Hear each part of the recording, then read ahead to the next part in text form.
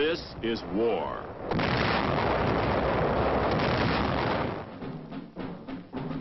War and its masses. War and its men.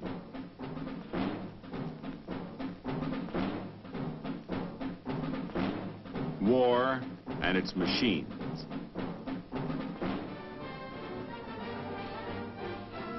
Together they form the big picture.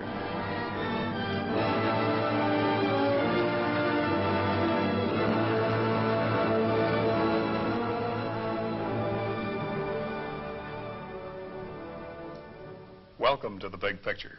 I'm Captain Carl Zimmerman. The Big Picture is a report to you from your Army, an Army committed by you, the people of the United States, to stop communist aggression wherever it may strike. The Big Picture traces the course of events in the Korean campaign through first-hand reports of our combat veterans and through film taken by combat cameramen of the Army Signal Corps. These are the men who daily record on film the big picture as it happens, where it happens. Today, the Big Picture brings into focus the entrance of the Chinese Reds into the Korean War. You'll see our soldiers battling winter cold as well as communists. You'll see how we save thousands of lives by the quick evacuation of our wounded by helicopter. And you'll see a display of weapons, the finest weapons in the world, the weapons of your United States Army. And you'll hear from Corporal Bill Carpenter and Major Joseph Donahue, who saw action with the Army Infantry in Korea. And now, let's go back to October 1950.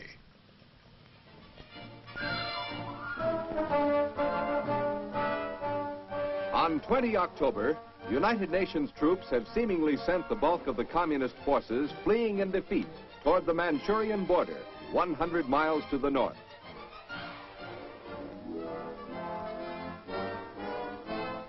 From west to east, U.S., British, and South Korean troops are pursuing the disintegrating communist forces. By 27 October, South Korean troops have reached the Manchurian border on the Yellow River near Chosan, and other UN forces have advanced against virtually no opposition.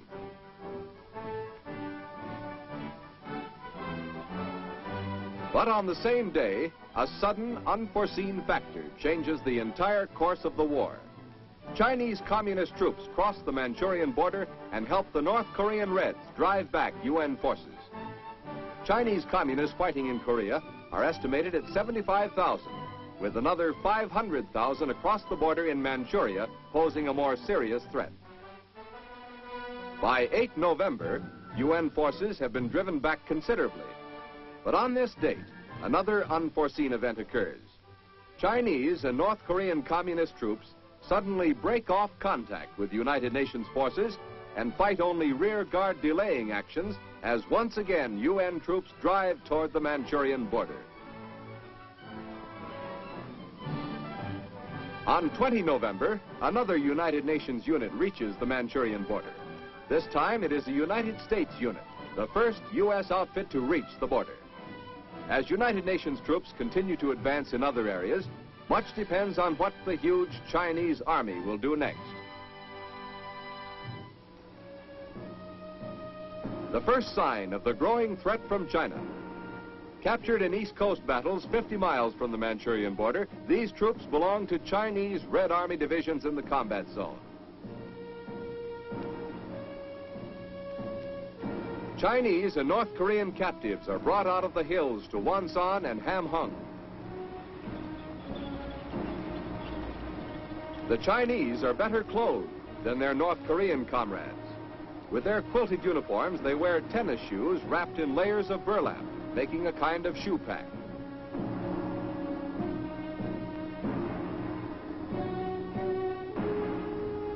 In contrast with the Chinese, the North Koreans are in rags at this stage of the war.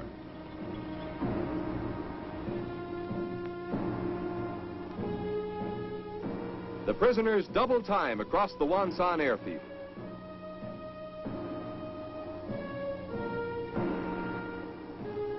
They are being marched to landing craft, which will take them to Busan. Since the beginning of the war, the North Koreans have suffered 460,000 casualties, including the dead, wounded, and captured. 130,000 Red prisoners have been taken at this time. 2 women are in this group. Prisoners of the UN are treated in strict compliance with international law.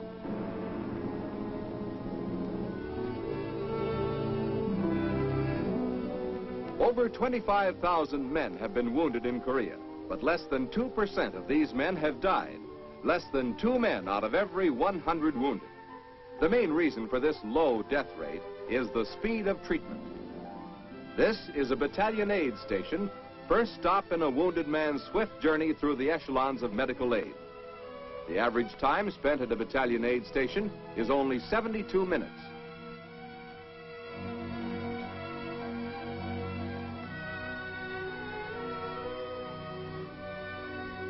Many types of transportation are used in evacuation to the next echelon, the regimental collecting station.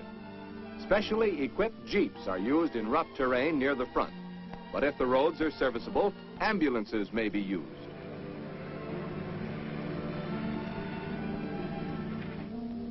Air evacuation is fastest of all and enables certain medical channels to be skipped. Behind the collecting stations are division clearing stations and mobile hospitals. Medical care takes manpower. It takes several men to carry a litter. Evacuation procedures are similar throughout the services. The Navy provides medical service for the Marines. The results of speed have been shown by a hospital at Busan.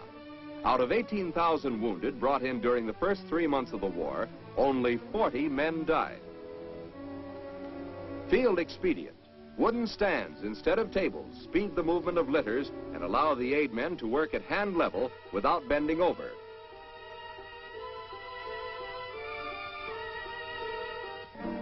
There is nothing fancy about these hospitals. They are there to save lives. The death rate of wounded in World War I was 8%.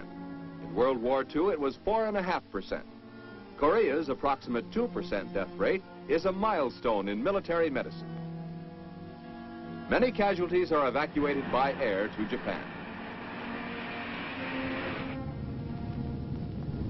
In a parachute drop, such as the 4,000-man jump north of Pyongyang in October, the parachutists' own medics jump with them.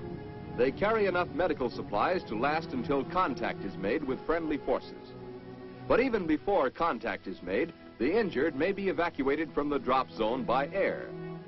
Helicopters with specially constructed containers carry the wounded out. Many a man who could not have survived a jeep or ambulance ride over the rough roads of Korea owes his life to these evacuation planes.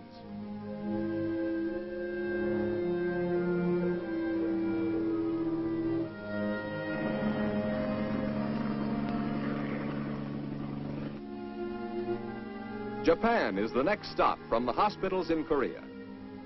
Japan is only an hour and a half away from Korea by plane, but less than half of the incoming wounded remain here. The rest are moved on to the United States. Many men wounded at the front lines in Korea have found themselves back in the United States 3 days later.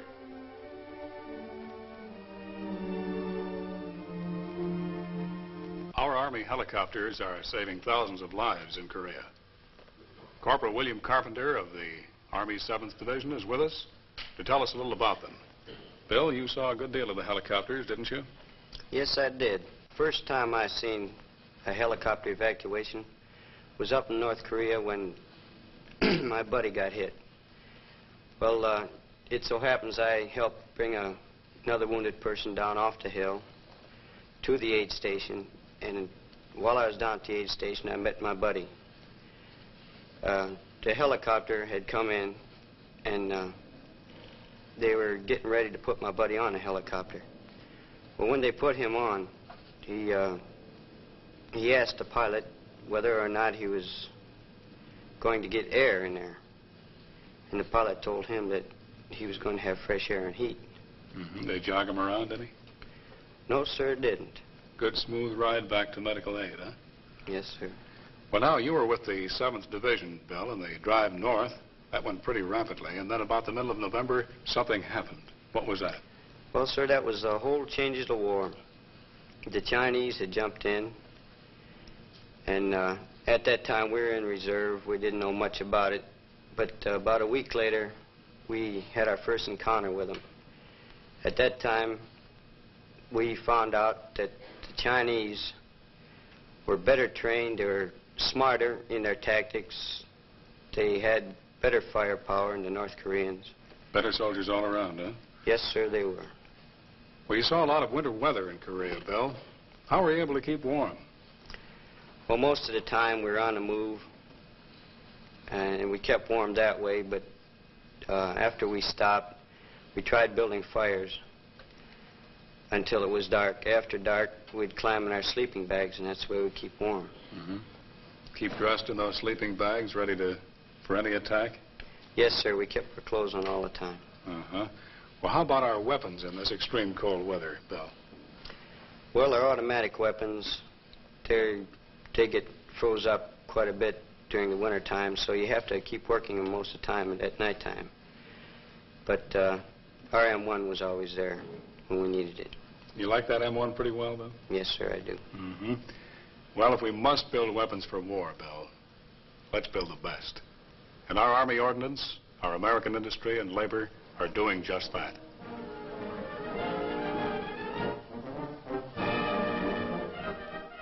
At Aberdeen Proving Ground, Maryland, members of the American Ordnance Association meet for an annual exhibition put on by the U.S. Army Ordnance Department. They see both U.S. and foreign equipment. A Russian 122-millimeter gun. A Russian 85-millimeter anti-aircraft gun. A Russian 152-millimeter howitzer. U.S. and foreign vehicles are also shown. A Russian T-34 tank turret from Korea.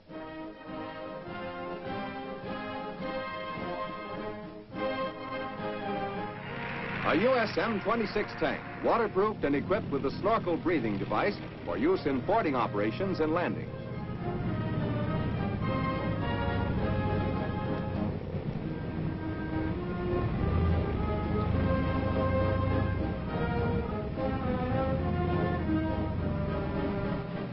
A new waterproof Jeep.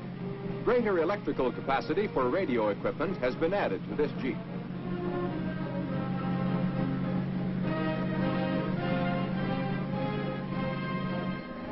A new 6x6 2.5-ton truck is equipped with a snorkel breather and waterproofing.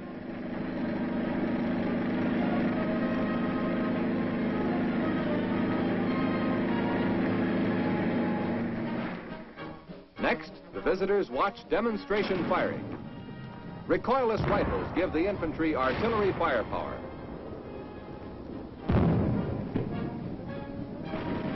Comparison firing, 50 caliber machine gun. An aircraft machine gun. Other guns are demonstrated in separate and comparison firing.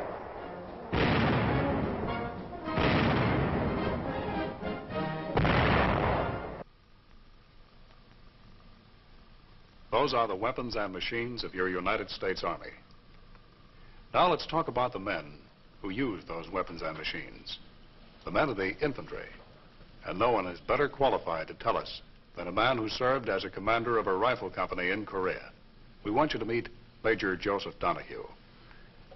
Well, Major, tell us about this rifleman. The American rifleman has been called by many names. A mudslinger, doughfoot, dogface. These names are not names of a derogatory nature. We of the infantry consider them names of honor. Well, now, it takes a good deal of know-how to be a rifleman, doesn't it? It certainly does. The Army goes to great pains to technically train a man on weapons and tactics. He learns not only to shoot his weapons, he learns how they function, how to take care of them, and how to keep them working. Well, now, when this man knows his weapons, he knows his fighting tactics, does he know why he's fighting? When they first go to Korea, it is sometimes doubtful whether they fully realize why they're fighting. But after they see some of the things that happen, they lose some of their very close buddies, they see the results of some of the atrocities, then they know why they fight. And he knows that this thing he's fighting is a definite threat to his way of life, right? He certainly does. Well, let's talk about the morale of the infantry in Korea. What was it like when you were there? The American infantryman is a tremendous institution. There is always one person in the squad or in the platoon who can make light of or make a joke in the most serious of situations. For example, in the midst of a mortar barrage, one person will always pipe up with a remark such as, a fellow can get hurt out here doing things like that. And it's funny because actually you're looking for something to laugh at. You bet you are.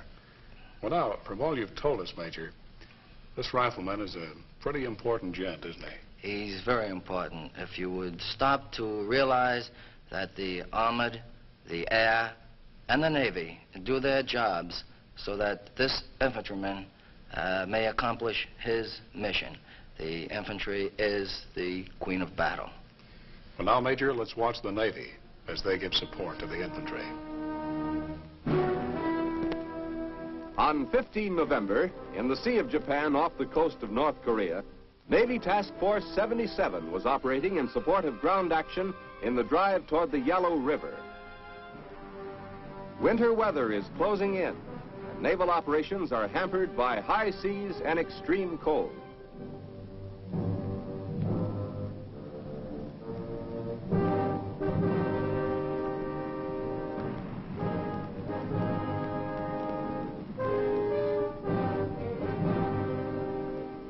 The aircraft carrier Philippine Sea receives ammunition, mail, and other supplies hauled across open water in a cargo net. Such operations are difficult in rough weather. First load is ammunition. It is quickly taken in and passed back into the carrier's magazine.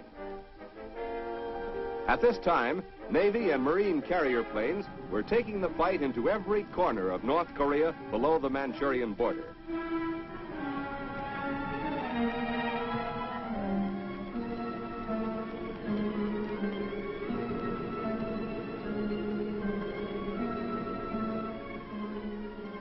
Carriers were also in operation on the west coast of Korea. On both coasts, the Navy's task of mine sweeping was continuing. During the resupply operations, the Philippine Sea is hit by a snowstorm. Despite the weather, a tanker comes alongside and refueling gets underway. As refueling and the transfer of supplies continue, the seas get higher and higher, and the storm becomes a veritable blizzard. This is not an unusually heavy storm. It is typical winter weather in the northern Sea of Japan.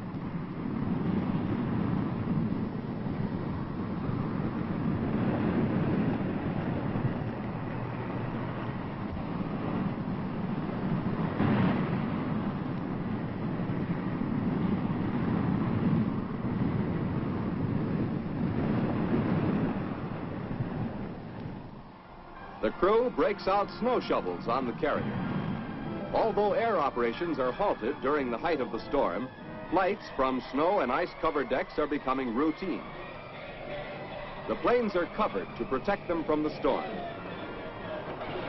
Combat maintenance of the Corsairs and Panther jets continues through the storm.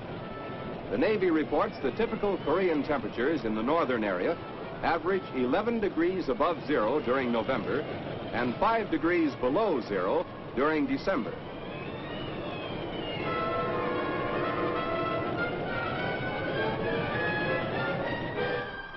A more familiar kind of winter combat starts on the carrier deck.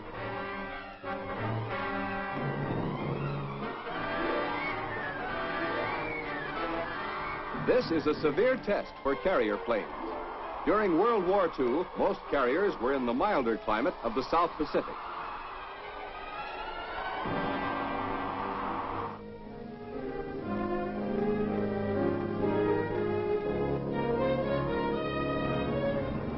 At Hagerstown, Maryland, the U.S. Air Force demonstrates its latest cargo plane.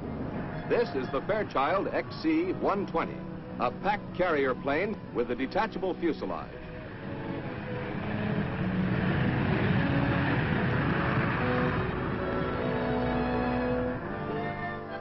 Doors are designed like clamshells.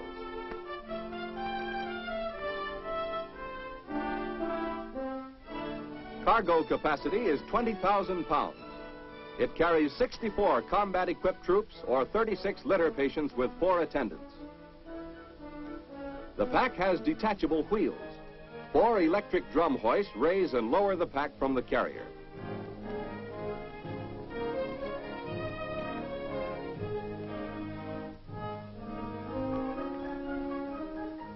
A central control operates the release and locking mechanism, and the pack lowers to its own wheels.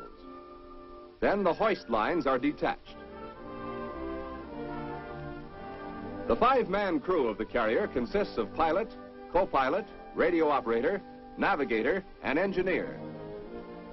When the pack is separated from the carrier, it is easily towed away. This pack can be used to house various types of shops, headquarters units, emergency hospitals, weather stations. It can also be converted into a tanker for carrying fuel.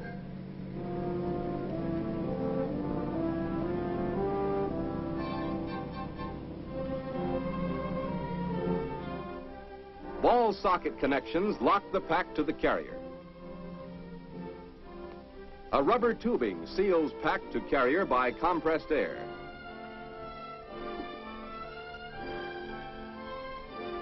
On the carrier, the 4 ball socket locks operate simultaneously. The carrier is powered by 2 Pratt & Whitney engines with reversible pitch propellers. Maximum speed is 250 miles per hour. The ceiling is 25,000 feet.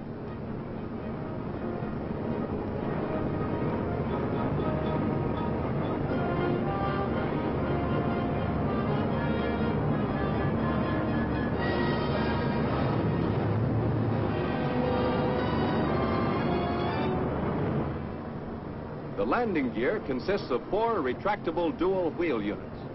It's electrically operated, and the main or rear wheels have brakes.